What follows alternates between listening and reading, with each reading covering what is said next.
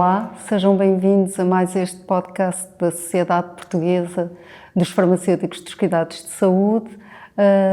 Hoje tenho o prazer de ter aqui comigo um farmacêutico, o Dr. Jorge Félix, e que se dedica muito à intervenção também na área da avaliação de tecnologias de saúde, entre outras atividades que tem e outros interesses que também tem, nomeadamente a física, como ele próprio já confessou. Eu sou Patrocínia Rocha, também sou farmacêutica hospitalar e sou a diretora dos serviços farmacêuticos da Unidade Local de Saúde de Santo António, e também tenho um interesse muito particular a nível de avaliação de tecnologias de saúde. E, portanto, para começar, e é um gosto, como já disse, estar aqui com o Jorge, que vou tratar por tu. Sim, não nos vamos estar aqui a usar títulos. Qual é a importância, e principalmente também para os futuros farmacêuticos? Hoje vivemos este ambiente da residência farmacêutica e a motivação dos novos farmacêuticos para áreas de intervenção variadas, quer seja a nível hospitalar, a nível comunitário. Qual é a importância que tem a avaliação de tecnologias de saúde? Em primeiro lugar, Patrocínio, muito obrigado pelo convite, à sociedade também. Eu acho que há um espaço muito grande para os farmacêuticos hospitalares intervirem em duas grandes áreas que são fundamentais e determinantes para a soberania do país na área do medicamento. A primeira, a Patrocínio já mencionou, que é a questão da avaliação das tecnologias de saúde. A segunda decorre dessa, que tem que ver com a efetividade dos medicamentos. Um país que queira estar na linha da frente do acesso aos medicamentos para os seus doentes tem que ter um sistema de avaliação de tecnologias da saúde robusto. E aí eu não consigo vislumbrar esse sistema sem os farmacêuticos liderarem, nem sequer estarem envolvidos, é liderar o processo de avaliação das tecnologias da saúde, e sendo uma área que é uma área ainda emergente, apesar de já existir muita coisa feita nesta área, penso que é uma área que se ajusta muito bem à questão da residência farmacêutica, onde é possível os jovens farmacêuticos e aqueles que se querem especializar investirem e com isso dar um contributo determinante ao país. O país está ávido de avaliação, os medicamentos até são das tecnologias mais avaliadas dentro do setor da saúde, ainda assim a avaliação que é feita não é suficiente, até porque os custos envolvidos são custos muito elevados e o país tem que saber com muito rigor aquilo que financia, em que condições financia e, mais do que isso, os resultados que o financiamento destas tecnologias permitem obter. E aí os farmacêuticos hospitalares e os residentes penso que podem dar um contributo muito importante. A legislação já o permite, ou seja, já temos legislação que permite que esta monitorização da efetividade dos medicamentos ocorra, por isso eu acho que o contributo é fundamental e o farmacêutico está muito bem preparado. Naturalmente que depois com a experiência vem mais sabedoria, mas eu acredito que é uma área que ainda está razoavelmente por preencher por parte dos farmacêuticos e tem que se assumir esse papel. E que também há muito desconhecimento ainda, agora começa-se a ouvir falar e começam a existir pós-graduações e mestrados e também nessa área. E dividindo aqui a parte da intervenção farmacêutica, também gostava de ouvir um comentário do Jorge sobre, primeiro, as comissões de farmácia terapêutica também deveriam ter na sua constituição farmacêuticos que conhecessem estes processos e se acha que isso é importante ou não e como é que poderia fazer a diferença também nas decisões das comissões de farmácia terapêutica e, por outro lado, essa nossa possibilidade de intervenção depois em contexto do mundo real, uma vez que agora também cada vez ouvimos mais falar de entidades que se querem aproximar e que vão aos conselhos de administração e dizem que querem estudar o percurso do doente e esses dados.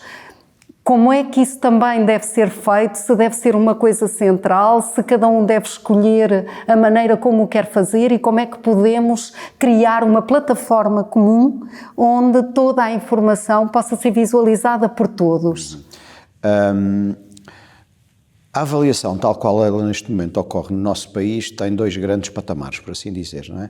O patamar central, em que o Infarmed assume um protagonismo muito grande relativamente àquilo que é terapêuticas com valor e sem valor para o país. Contudo, os orçamentos da saúde não são geridos pelo Infarmed, ou seja, o Infarmed enquanto instituição não tem verbas que tem que afetar ou alocar. São precisamente os hospitais do Serviço Nacional de Saúde e neste momento as ULS, não é? Sim, e integram, os recursos não são ilimitados, nós sabemos disso, não é? Que integram quer os cuidados secundários, quer os cuidados primários, que têm essa incumbência. Por isso, costuma-se dizer que atrás do dinheiro costuma ir depois tudo o resto, e aqui neste caso em particular, as estruturas hospitalares têm as comissões, como a Patrocínio referiu, têm as comissões de farmácia e terapêutica, que eu acredito que têm um papel importante, mas poderiam ter um papel ainda mais decisivo, quer nas decisões, quer depois na monitorização das decisões. E nesse aspecto eu gostava de referir aqui 2 ou 3 questões que são muito importantes. Elas são sempre constituídas por farmacêuticos e por médicos. Sim, a paritário, sim. Deveria acontecer nesse sentido. E aquilo que eu me apercebo é que os médicos não têm uma propensão muito grande para andar a sistematizar dados, para levar a decisão pronta para depois em consenso, ou não, às vezes, quer os médicos, quer os farmacêuticos depois se pronunciarem. Por isso, eu acredito que o farmacêutico aí pode assumir um protagonismo importante ao nível da preparação da decisão, do ambiente da decisão, conhece muito bem a realidade do hospital, conhece como ninguém a realidade do medicamento, sabe e compreende bem a evidência e como é que ela pode e deve ser traduzida para o valor que pode aportar para a instituição e para os doentes. E conhece os doentes, exato. Está muito próximo dos doentes, sabe o que é que os doentes valorizam, sabe o que é que os doentes esperam, por isso o farmacêutico pode assumir o protagonismo nestas comissões de farmácia e terapêutica em 2 grandes momentos. No momento da primeira decisão, ou seja, quando pela primeira vez um determinado medicamento inovador entra para a decisão, ao preparar a decisão, ao estar muito bem informado, pode influenciar de forma determinante aquilo que é mais valioso ou menos valioso para a instituição, mas acima de tudo, e aqui é que eu acho que é o maior contributo, pode definir aquilo que vai ser a vida do medicamento dentro da instituição nos próximos 10, 15 ou mesmo 20 anos. Porquê? Porque se vier com uma proposta consistente de indicadores que devem ser monitorizados, como monitorizar e, acima de tudo, captar para si a responsabilidade da monitorização, a responsabilidade em cima dos dados, eu não tenho visto nos hospitais muita resistência dos médicos ao considerarem que os farmacêuticos podem aceder a informação de natureza clínica e depois ser o farmacêutico e os serviços farmacêuticos hospitalares a organizar, a coletar, organizar e preparar para depois a instituição utilizar esses dados para suportar ou não as suas decisões, num contínuo que se pretende e não só naquela fase inicial em que se toma uma decisão e vamos ou não financiar esta tecnologia. Eu até posso trazer aqui um género de uma analogia que é quando nós lá na nossa casa tomamos a decisão de comprar um novo televisor, não é? E o fabricante diz que é um televisor altamente eficiente do seu ponto de vista energético. E depois nós chegamos a casa, ligamos o televisor e verificamos que estamos a gastar mais 10 ou 15 euros de luz por mês.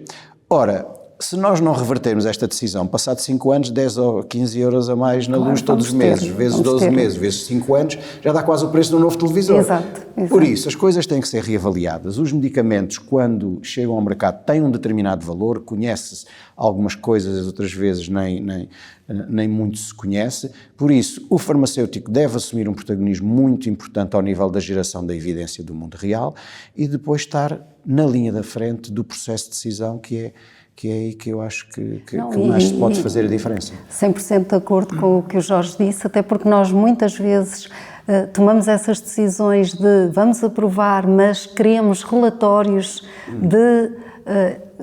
do que é que realmente aconteceu com aquele doente, em casos até muito particulares, queremos fazer essa reavaliação e depois É preciso que haja um alerta, é preciso que isso realmente esteja marcado na nossa agenda e essa reavaliação seja feita, porque todos esses dados, se forem partilhados, se todos pudermos saber, olha o que é que aconteceu com o medicamento A Estas análises de subgrupos depois também, como já vimos, são análises que não são fáceis e que podem ter algumas limitações metodológicas, mas a partilha de informação é sempre muito importante e garantir-se o financiamento do que é realmente bom e não financiar aquilo que realmente não mostra valor também é uma prática de boa utilização de recursos, certo? Sim, correto.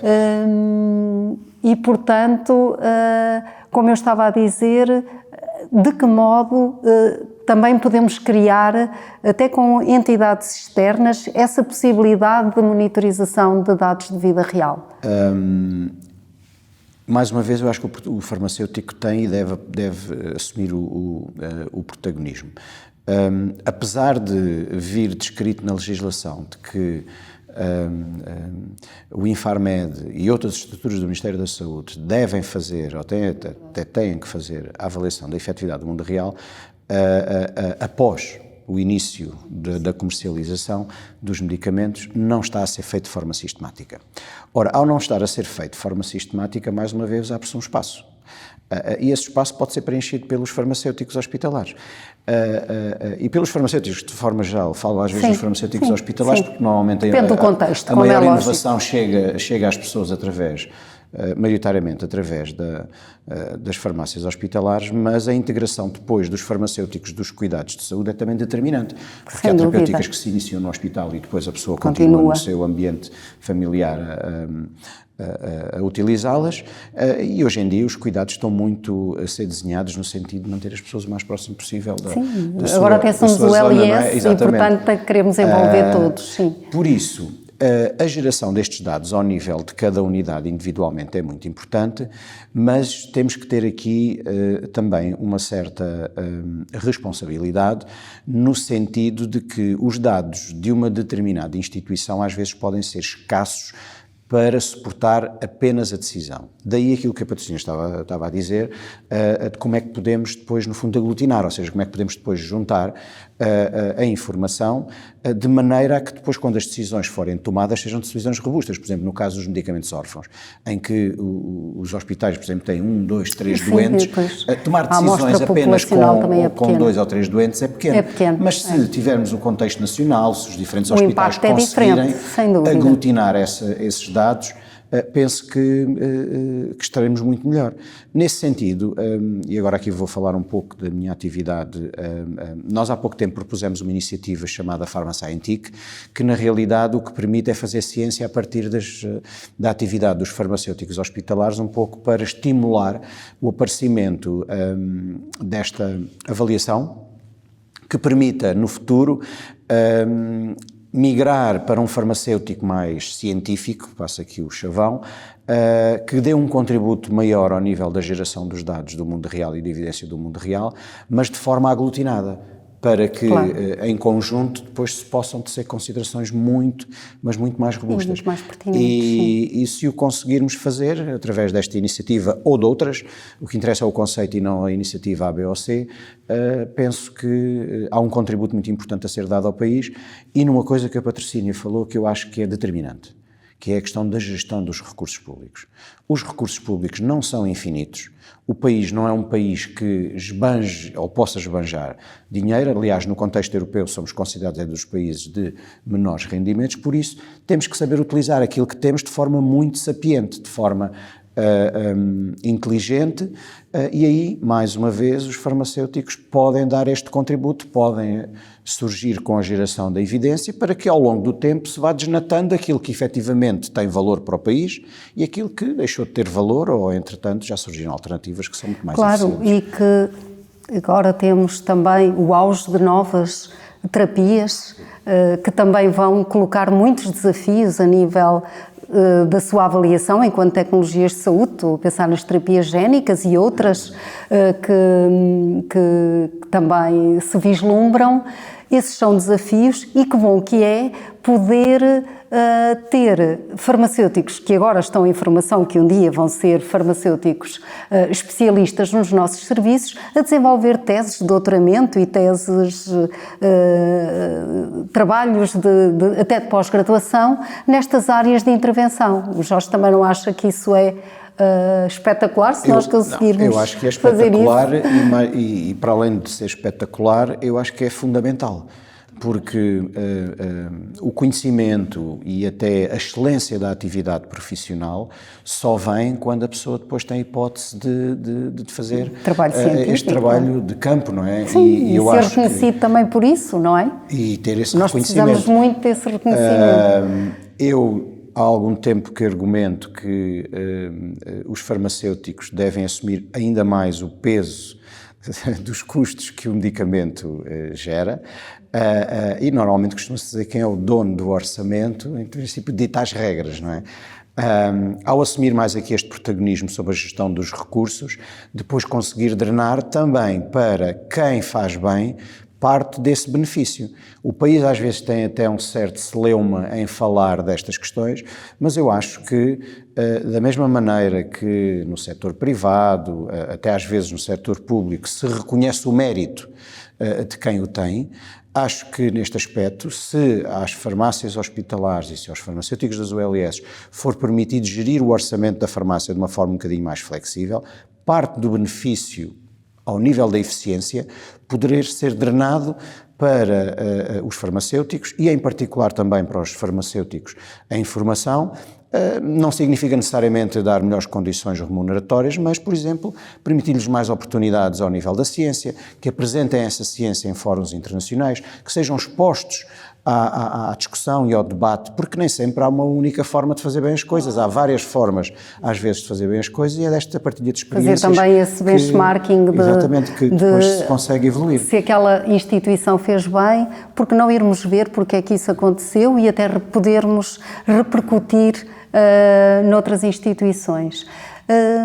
Assim, para concluirmos, relativamente ao futuro e agora com esta metodologia que se pretende aplicar e incentivar e que está programada para a avaliação centralizada, para uma avaliação centralizada das tecnologias, assim um último comentário de se acha que isso vai conseguir reduzir os nossos tempos que consideramos que realmente são um bocadinho excessivos em algumas avaliações, se isso é possível conseguirmos controlar e também ter mais justiça na decisão para todos os países europeus.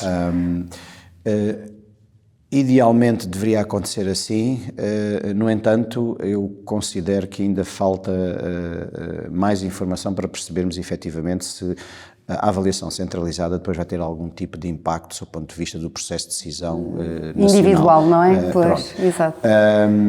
Aquilo que nós sabemos neste momento é que o processo face ao paradigma do passado vai acrescentar pelo menos um mês, porque o relatório da avaliação conjunta vai sair em princípio um mês depois da autorização de introdução no mercado, logo aqui é mais um mês, pelo menos.